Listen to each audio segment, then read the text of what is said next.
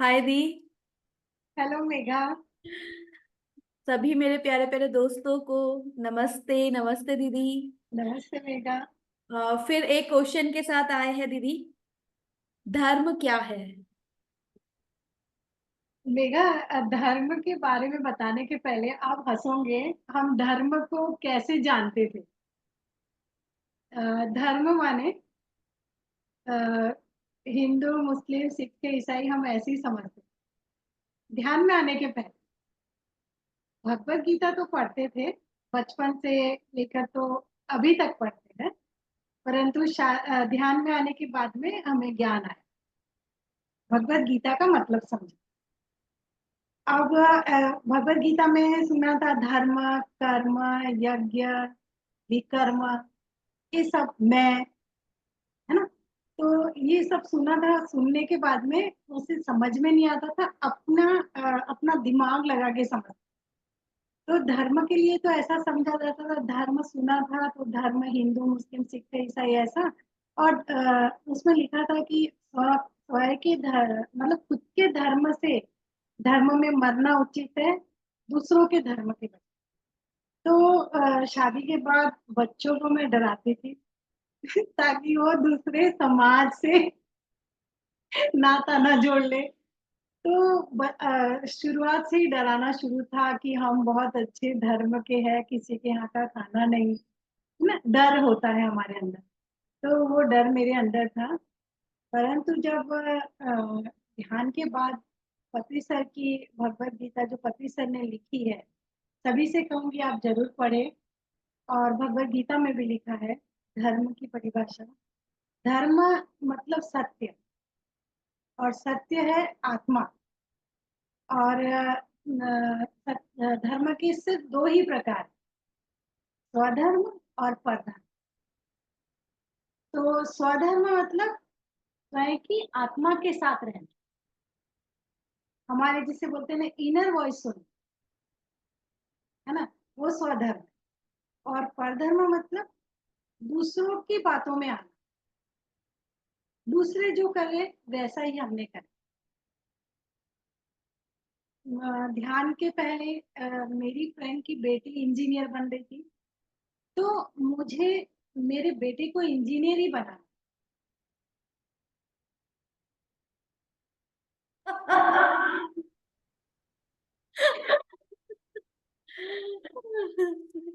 Yes दी। Society में जो हो रहा है तो हमें भी वैसे ही करना है। इनर वॉइस अपनी खत्म, खुद की आत्मा क्या ज्ञान लेने आई है वो खत्म। अगर कोई श्याम बाबा को मान रहा है और वो पैसे वाला बन गया है, वो खुश दिख रहा है, तो श्याम बाबा को अपन भी मान। किसी ने चर्चा करी है देवी माँ इतनी प्रसन्न होती है, तो दूसरा सुन के देवी माँ को पूजने लगे। गणेश जी के मंदिर जाना है नंगे पैर, तो दूसरे ने भी जाना है, क्योंकि गणेश जी मतलब अच्छा करते हैं सब, उसका अच्छा किए तो मेरा भी करे। तो ये फालतू की बकवास मैं कर, ये परधर्म में जाए। और परधर्म में जाने वाला व्यक्ति कभी सुखी नहीं हो, वो दुखी होके मरता है, और दुख लेके मरेगा, वापस से दुख लेके जन्मे, जन्म जन्मांतर तक। तब तक वो स्वधर्म में नहीं आएगा, तब तक के इस शरीर से उसकी मुक्ति नहीं होगी।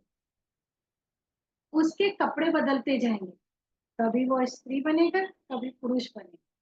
लेकिन जब तक वो स्वधर्म की खुद की आत्मा की तरफ नहीं आएगा, तब तक उसका मृत्यु जीवन, मृत्यु जीवन चलते रहे।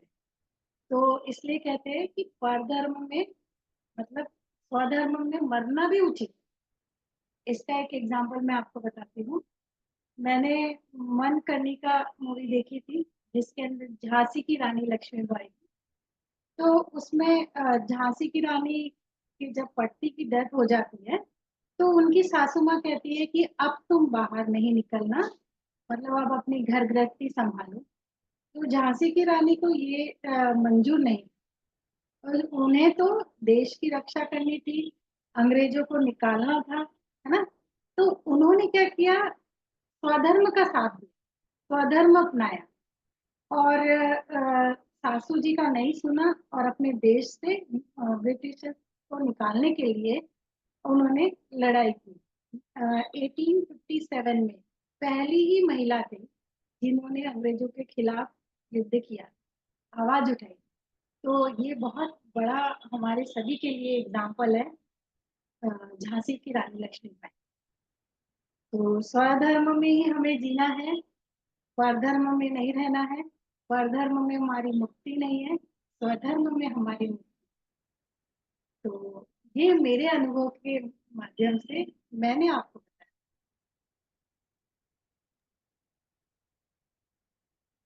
वाह दीदी, सुपर। इतना मतलब गहन ये एक ज्ञान है, और उसको आपने कितना सिंपल वर्ड्स में हमें समझाया है। स्वधर्म और परधर्म। फ्रेंड्स देखिए, जितने भी आप लोग ये वीडियो देखेंगे ज्यादा से ज्यादा ये शेयर करिए, ताकि ये रूटीन लाइफ में जो दी हमें आंसर्स दे रहे हैं, ये हम लोग बहुत ही इजीली अपनी डे टू डे लाइफ में इन्हें यूज कर सकते हैं।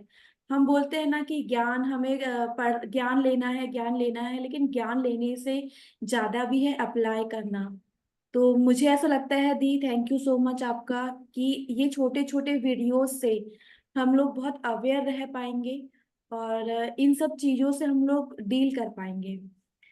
थैंक यू सो मच दी, बहुत बहुत धन्यवाद आपका। थैंक यू धन्यवाद। मेघा। धन्यवाद प्यारे प्यारे दोस्तों का। ज्यादा से ज्यादा फ्रेंड्स इस वीडियो को शेयर करिए, और यूं ही बने रहिए। अगले क्वेश्चन के साथ फिर हम लोग आएंगे। अभी के लिए thank you so much, bye bye. Thank you. Bye दी। बाय मेघा।